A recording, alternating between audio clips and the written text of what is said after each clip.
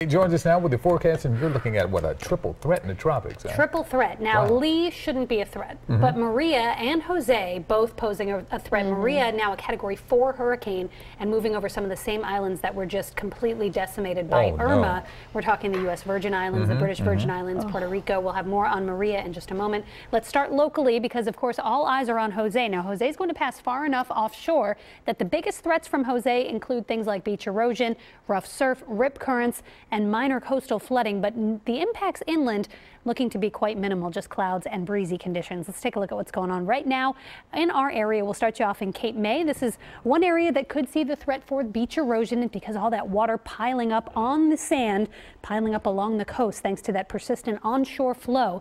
As Jose works its way up the eastern seaboard, you can see the low cloud bands already starting to move over our shore points. And even as we take a look at Storm Scan 3, you can see those cloud bands just lurking off the coast.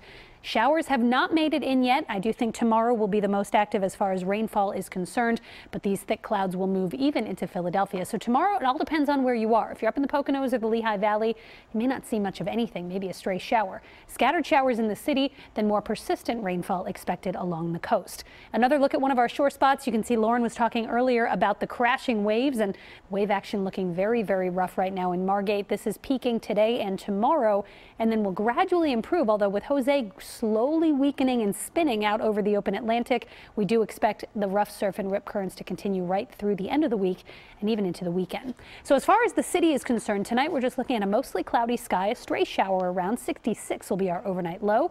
Tomorrow's cloudy. It's cool. There may be a few breaks of blue sky even with Jose about 250 to 300 miles offshore. Could be a few breaks of blue sky. Showers around. Not a great day, but certainly worse down the shore. Let's take a look at that future weather picture, and you can see with the system working its way offshore, it is going to spin some bands of rain back. This is 6 o'clock tomorrow morning.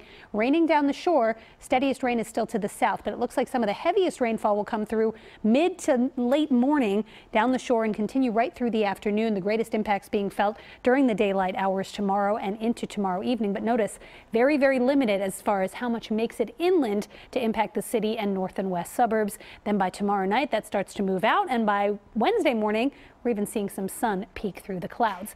As far as the winds are concerned, tropical storm force winds expected to stay just offshore. That's the red shading, the red and pink shading you see there, but we could see winds gust over 30 miles an hour. Certainly even inland, winds could gust over 25 or 30 miles an hour at times. Hurricane Jose again will then hang out. You can see it's just going to spin, and it is eventually going to fizzle. Does not look like it's going to come back and impact us.